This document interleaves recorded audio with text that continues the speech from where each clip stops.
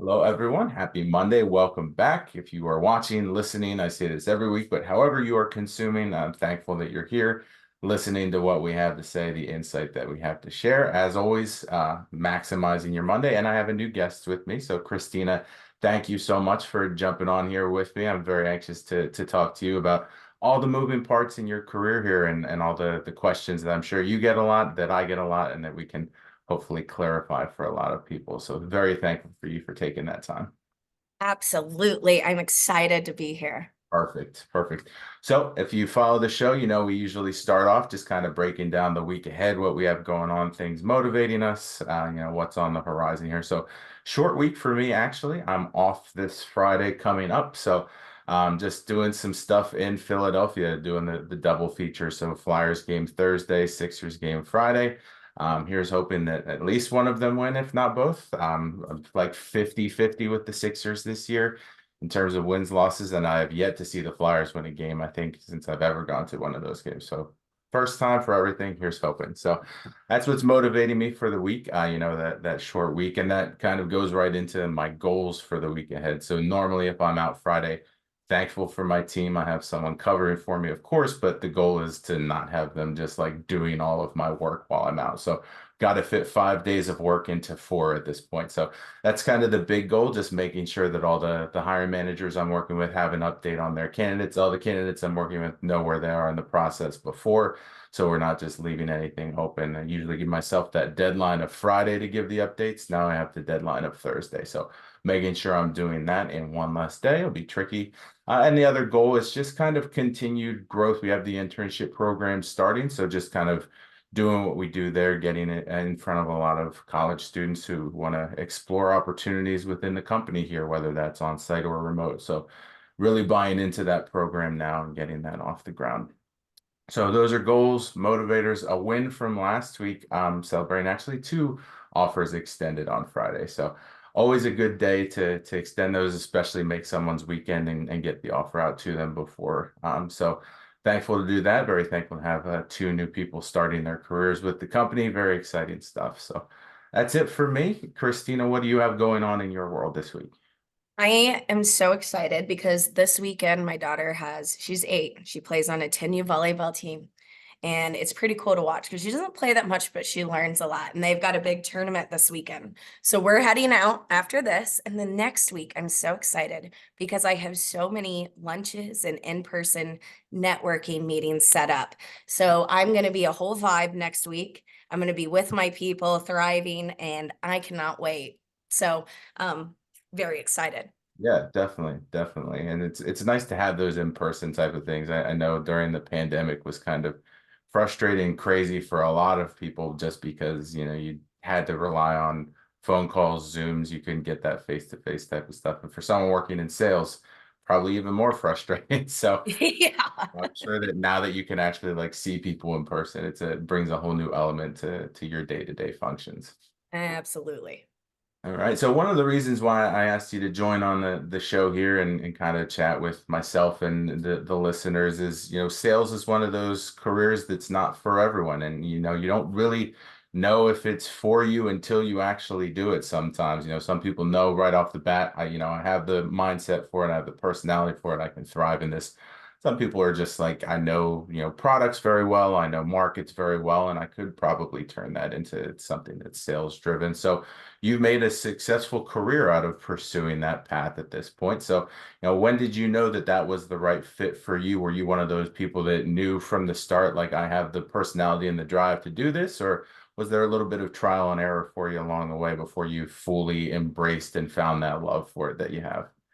Yeah, so no, I didn't have a clue. I didn't have a clue. And my story is rather interesting. And I know so many salespeople relate to this because we went to college and majored in whatever. So I actually had a degree in fashion merchandising and design. Okay. I do that on the side still. I do some different types of costuming and capsule wardrobes and things like that. So I do that on the side. And I thought for sure when I got out of school, I was going to go style people for movies and Mhm. stars and things like that. And I thought for sure. And I started out working for BCBG Max Azria, which is a French designer. And I worked my butt off and I made like zero money. And when you're younger, it's kind of all about money. My generation, especially, we came out of school in a recession. Yeah. So it was all about money and I was working my butt off. Fun fact, I actually styled Miss America 2007. I Oh, wow. actually wore one of the runway dresses Nice. in the show, so that was pretty cool. Mhm. And I got to work with her a lot for a lot of interview wear and things like that. So I did get to do things in this world. But I had someone that would come into the store and they would say, "I don't know how you get me to buy this expensive stuff, but you do." Mhm. And for me, it was more of a people connection. I wasn't thinking about dollars, right? Right. And so she was leaving her sales job and she said, "Hey, I think you should try sales." And I didn't really know much about it. Mhm. And I said, "So what do you mean?" And she's like, "Well, the harder you work, the more money you earn." And that's all I had to hear at Yeah. that point in my life. I mean, the motivators are very different then, Sure. but at that point in my life, that's all I needed to hear. So one day I got recruited by Aramark Refreshment Services. I did coffee and vending services. Actually, then they still even sold cigarette vending machines. Isn't that crazy? Yeah. So, like, this just tells you. But I drove up to Chicago. I think I left my house at like 3 or 4 a.m. and I asked them to interview me early because I had to be in the store at 1 p.m. I Mhm. got back, I worked 1 to 10, and they called me and they said, "We're gonna offer you a position." And I started in that industry. It was crappy. It was, hey, you got to drive 2 hours to your territory, but I loved it. Mhm. I ended up finding out that the more I got to talk to people and feed off of their energy and do the right things and make those connections, I thought, okay, this could definitely be for me. And Yeah. that's how it started for me. Yeah, definitely, definitely. So you kind of discussed on it a little bit some of those skills that you were looking at to transfer, and that's usually one of the main questions I'll get from anyone. Usually for me, it's transitioning teachers who are looking for something else outside of the classroom, and some of them, are looking at specific industries that they could get into where sales is kind of at that capacity and how they can transfer their skills there. And I always kind of say, as a teacher, you have to sell yourself every day anyway. You have Mhm. 25 to 30 teenagers or younger, if that's your thing, but you've got to sell yourself to them every day. But beyond that, I've never had a position in a direct sales role. So that's kind of the limitations on the advice I can give to them. So, for you as someone who's been in sales for this long, what are some of those must-have skills that you had to develop to maintain that success that you had? Right. So, I mean, I really have two answers here because for the length of time I've been in sales, things have changed. So, I'm going to just kind of explain this in two ways. Mhm. So, first of all, a general sales leader, what they're looking for is for you to basically explain how you've managed a territory in the past. Say it's a teacher or somebody trying to come in from outside of a sales industry. Mhm. Some of those more entry level sales jobs, you're not going to be able to explain a territory you managed in the past, but you can explain how you have organized a classroom, how you've organized children, how you've reached goals within the classroom. You can explain all of those things. Yeah. So a lot of the sales leaders for a B2B role are going to ask how you successfully manage a territory, what kind of activities you did to meet your sales goals. Mhm. And they'll ask you how many calls, how many things, how many activities it take to get to this appointment, to get into a pipeline, to get to sold. Yeah. And most people that have been in sales for a while, they know their metrics, they know that stuff. This is all a given. A lot of times, when I was trained and I was a sales leader, we would ask people how they get paid because we want to know if they really understand their commission structure and what kind of work goes into it to get to the place they want to be. Mhm. Um, and how, just telling stories about how you stacked up against your quota, how the hardest deals you won. So people from outside of the industry, maybe some of the hardest, situations you've had to face, how you've come, through those. And then most importantly, if you are coming from outside the industry, do your research. How are you going to be a student of the game then, right? How are you going to learn what we do? What excites you about what we do? And what are you planning in the first 30, 60, 90 days in order to get ramped up? So Yeah. those are the generalized questions that I think most sales leaders are going to ask. Now, Yeah. my opinion is a little bit different. Mhm. All of those things are kind of a given in sales. Yeah. My thought process as a sales leader is more fourth generation sales. I've noticed a huge shift in the market and with the changes, just with COVID and things like that. Sales is totally different. Those metrics are, across the board, kind of the same for most organizations. Mhm. But I believe that sales, and this is going to be important for those people coming into the sales industry. There's so many more important things than just have you managed a territory before. Right. Okay. That's old. That's just, that's just old to me.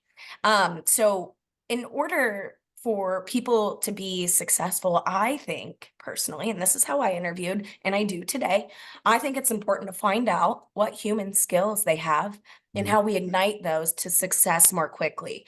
Because as you know, with retention being top of mind, Yeah. especially for those of us in talent acquisition, and good salespeople or salespeople that want to stay, they're going to be successful in the Mhm. beginning. Because if they get knocked down for, 3 months, whatever it might be, it's just you're just re-spinning the wheels, retraining the wheels. Yeah. So people relate to people, humans sell to humans. It's all human interaction. So for me as a sales leader, I like to ask things about what excite you about the job. What kind of things motivate you besides money? Right. Right. Why do you think people buy from you, or why do people like you? Mhm. What's the relationship like with your customers, your students, whoever you work with? How do you utilize your network today, right? Has that helped? And Yeah. what groups do you belong to? How do you network? So I want to find out, to me, what makes that person tick, no matter what background they came from, Mhm. because what they naturally have that makes them the uniquely perfect person they are is the thing that I'm going to take to develop them and make them successful out of the gates, and then we build from there. Right. So that's a little advice for if you're also interviewing for a sales job. Good leaders are probably in places you want to stay are probably going to be around that fourth generation sales talk. Yeah. My Definitely. Now, sales is also one of those industries where you can have success in sales in a specific market that doesn't always translate to success in a different market. Someone who's been a car salesman for their whole career isn't going to necessarily be able to step into, building materials or something else and have the same amount of success. So for you, as someone who has had success across different industries, what were some of those pain points early on in terms of preparing yourself for the interviews? Am I going to answer questions that they're going to ask based on their market when I might not have a ton of experience in it? And then preparing yourself, you got the job, you're ready for day one, as prepared as you can be, obviously. But what are some of those things that you tried to do to make sure that you weren't lost going into a new industry? Yeah, in the and it just starts with the interview. Obviously, you're going to research the company, research their website. But here's the thing I like to do. I like to call my network and say, what do you know about these guys? Yeah. I'm thinking about it. What do you know? And hearing it from the horse's mouth, or maybe even finding, if you know somebody at one of their clients, hearing it from the horse's mouth, in my opinion, is the way to really articulate and feel more confident coming into an interview to understand what a company does. Yeah. Um, Learn, and then, first 30, 60, 90 days, I mean, learning's got to fill your cup. For me, I'm motivated by educating myself. I want to learn, learn, learn, learn, learn. Yeah. And a lot of people might not. So whatever methods work for you. For me, it was old school methods, right? They work for me. I was an average student with just exceptional listening skills. So I went back to those skill sets. Just an example, I guess when I started with Acor, I knew nothing about HCM software. This is before we went public.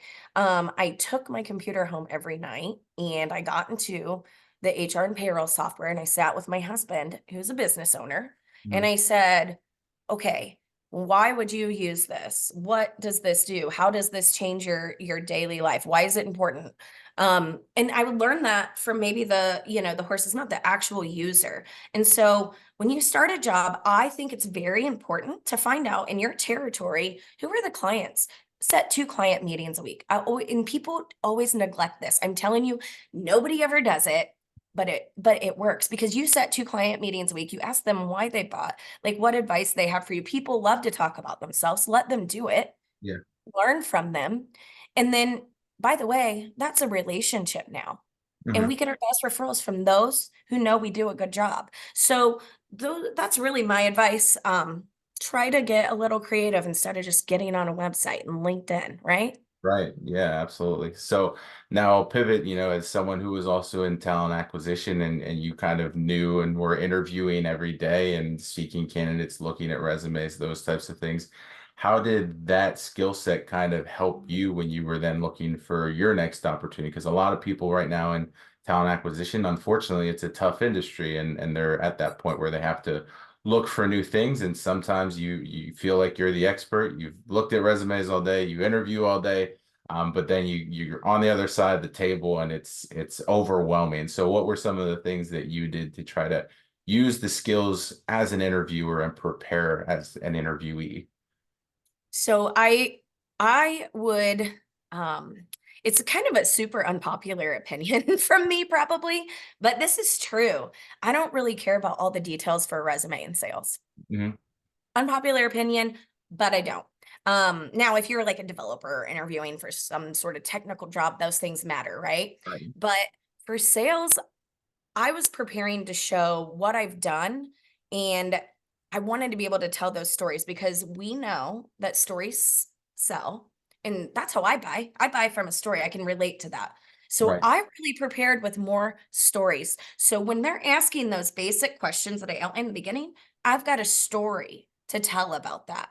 Mhm. So I think it's so important for you to just kind of reflect back because you've done so much work and we've all leaned into growth and learning and oh my gosh, hard moments. We all have them. It's really important though that we take that advice and the things that we learned from there and then translate it into this new job. So you can show, hey, I've done that before and here's how I did it and here was what I did. So um and it is hard in the talent acquisition world right now. And I think I've seen a lot of people going out, maybe even on their own. And that's pretty exciting thing. I love this whole grassroots movement of people starting their own companies in talent acquisition.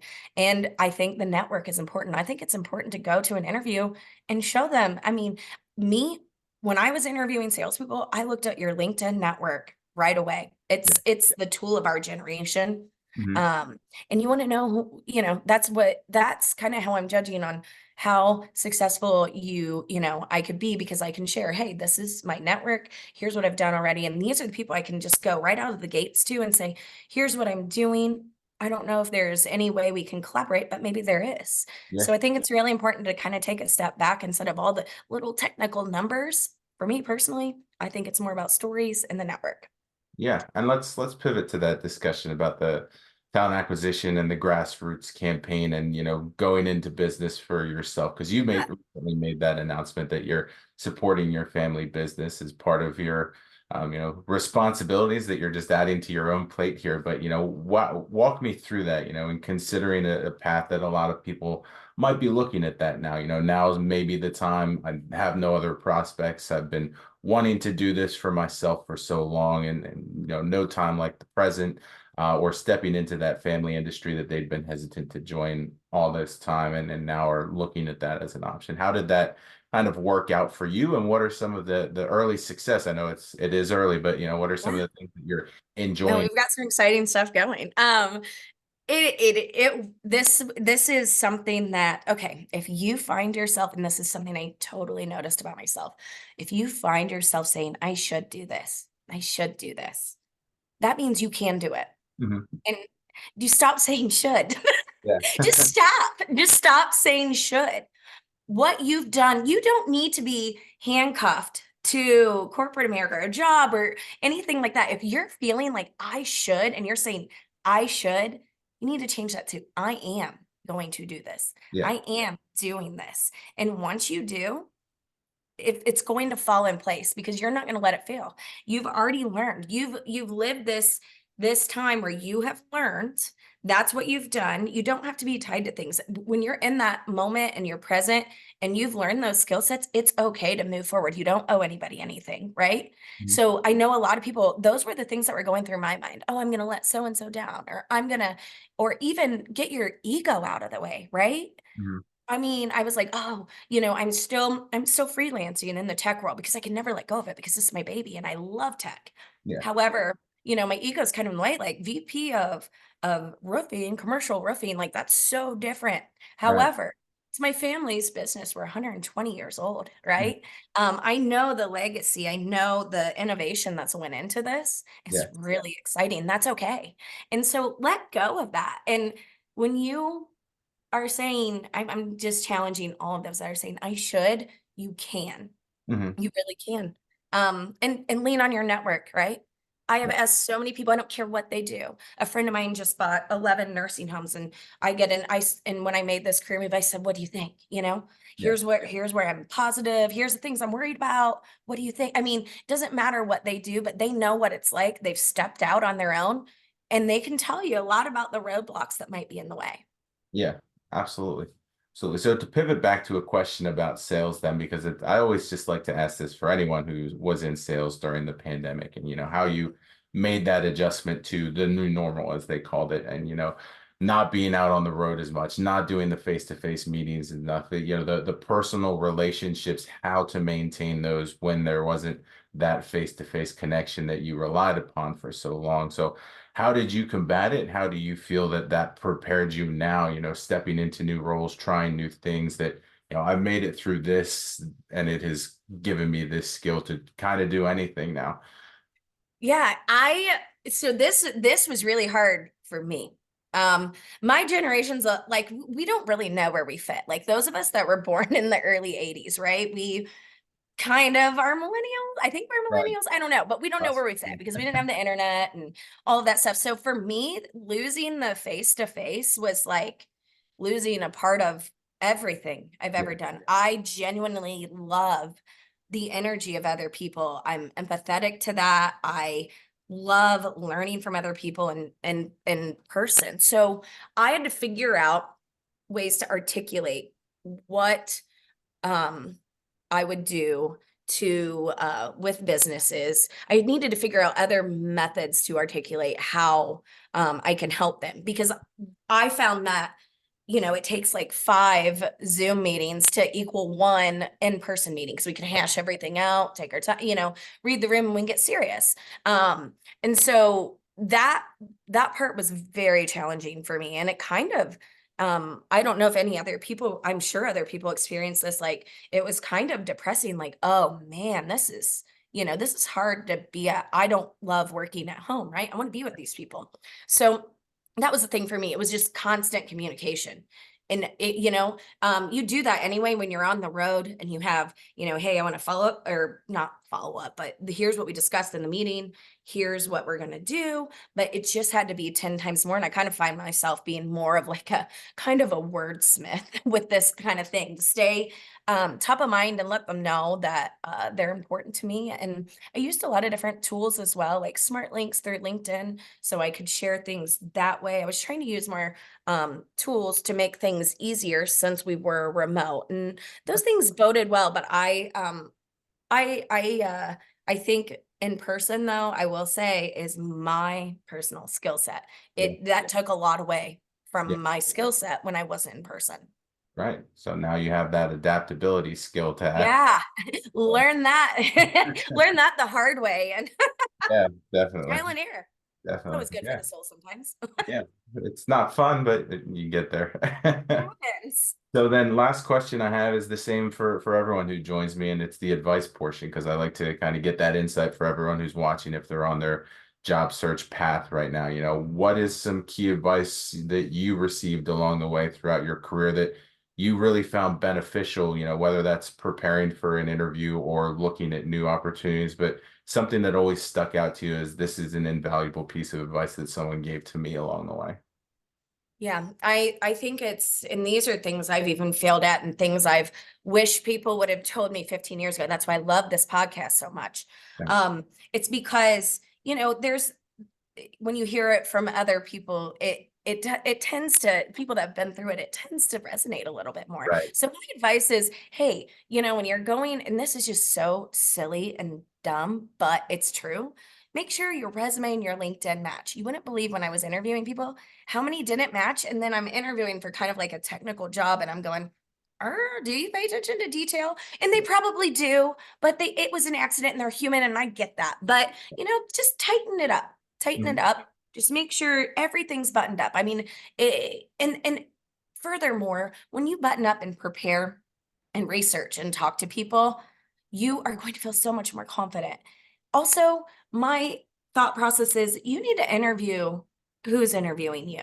Right. You need to know what kind of environment you're going to get into. I did not do that in the past. And I've worked in some great environments and some not so great environments. We all have. Right. Um, I wish I would have taken more time. I know you're going to be excited, but hold it for a minute and take a little bit more time. Yeah. And just make sure. I mean, you can read reviews, but we all know that the people that are ticked off go out and put their reviews up, Right. Yeah. really get in touch with people you trust if you can. There's always a way to find someone linked to someone to someone. Right. Okay. So figure that out.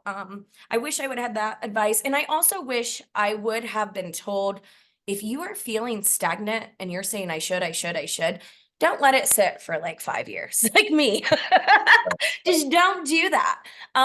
If you're feeling stagnant, that means you got what you needed out of that job. This is about you, Yeah. not anybody else. This is about you and what you're bringing to this world, this earth, not just Yeah. a job. So that's my advice is if you're feeling it, come on, really, really try to tap into that and see Yeah. what can come out of it. Something's telling you you're ready if you're hearing that often. Yes. Awesome. Well, Christina, thank you again so much for taking the time to join me for this. I know that you and I have connected a little bit, so I'm glad we got to do this and have you on. If you're not connected with or following Christina, make sure you do that. Keep an eye on what she's doing next. Otherwise, hope you have a great week. We will see you next Monday. Thank you.